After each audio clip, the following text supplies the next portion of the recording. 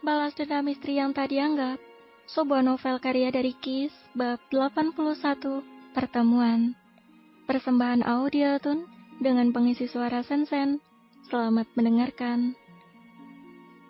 Tirga segera membatalkan meetingnya. Pria tampan itu lebih mementingkan sang istri daripada rapat penting ini. Tirga mengizinkan Kinara untuk bertemu dengan Andreas. Hanya saja, pria tampan itu mengatakan pada Kinara untuk menunggunya di rumah, karena Dirga sendiri yang akan menjemput Kinara dan Vino. Sebenarnya, Dirga bisa membiarkan Kinara pergi seorang diri. Hanya saja, pria itu takut dan merasa was-was serta berpikiran buruk pada Kinara. Dia ingin menyaksikan langsung apa yang istrinya dan Andreas bicarakan. Itu semua dikarenakan sosok Dirga yang sangat posesif dan mudah cemburuan. Dirga tiba di rumahnya.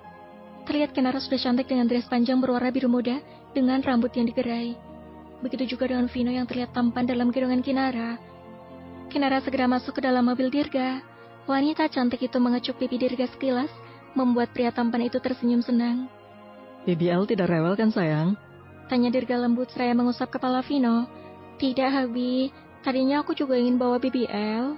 Cuma dia ketiduran setelah minum ASI. Jadi aku minta bantuan Mama Anin untuk jagain BBL. Jelas Kinara jujur membuat Dirga menganggukkan kepala. Di mana kalian akan bertemu sayang? Di restoran Eki, Habi. Dirga segera menyalakan mobilnya kembali. Mobil Dirga berjalan keluar dari pekarangan rumahnya. Kinara dan Dirga masuk ke dalam restoran mewah tersebut. Mata keduanya menelisik ke segala arah guna mencari keberadaan Andreas. Terlihat pria tampan itu duduk di pojokan melambaikan tangannya ke arah mereka. Dirga segera merangkul bahu Kinara posesif. Sedangkan sebelah kanannya ia gunakan untuk menggendong Vino. Terima kasih, karena sudah mau datang. Andreas tersenyum hangat ke arah Kinara dan Dirga. Tatapan mata Andreas jatuh pada Vino yang terlihat asyik memainkan bulu-bulu halus pada rahang tegas Vino. Entah mengapa bocah kecil sangat suka memainkan bulu-bulu halus ayah sambungnya itu. Silakan duduk. Andreas memutuskan tatapannya itu. Segera dia mempersilahkan Kinara dan Dirga duduk di kursi tepat di hadapannya. Jujur saja, Kinara dan Dirga merasa terkejut melihat penampilan Andreas saat ini. Rambut pria itu telah memanjang, lingkaran hitam mengelilingi matanya. Bahkan tubuh mantan suami Kinara itu terlihat lebih kurus dari saat mereka bertemu terakhir kalinya. Apa Andreas sedang mengalami masalah? Mengapa pria itu terlihat tak bergairah? Apa yang ingin kamu bicarakan dengan istriku? Tanya Dirga datar tak menggunakan bahasa baku. Andreas yang mendengarnya pun memasang senyuman tulus. Aku hanya ingin minta maaf padanya. Aku sadar bahwa apa yang telah aku lakukan padanya dulu sangat tidak adil. Ujar Andreas sungguh-sungguh, membuat Kinara yang mendengarnya pun menghela napas berat. Aku sudah memaafkan kakak dari dulu, balas Kinara datar. Dirga yang mendengarnya pun langsung menggenggam tangan Kinara di bawah meja. Seolah pria tampan itu berusaha memberikan kekuatan pada Kinara.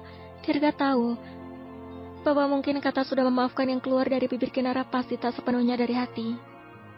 Andreas bernapas lega mendengar jawaban dari Kinara. Pria tampan itu segera mengeluarkan amplop coklat yang dibawanya tadi. Ambillah ini untuk Vino. Andreas menyodorkan amplop tersebut untuk Kinara. Kinara menerimanya dan segera membuka apa isi amplop tersebut.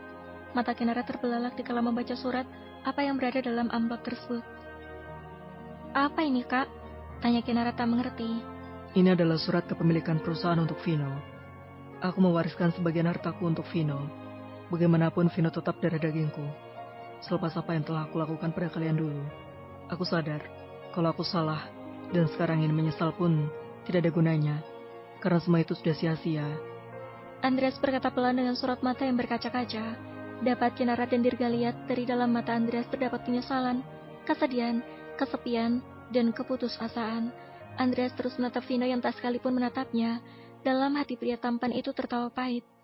Apa begini rasanya tak dianggap oleh putra sendiri? Apa ini yang dulu dirasakan Vino saat bayi dulu? Andai waktu bisa diputar, Andreas pasti akan bersikap baik pada Kinara dan Vino. Meski mereka tetap bercerai di kemudian hari. Setidaknya dengan itu, Vino bisa memanggilnya dengan panggilan Papa. Aku tidak bisa menerima ini, Kak. Kinara segera menyodorkan balik amplop tersebut. Bersambung. Terima kasih sudah mendengarkan.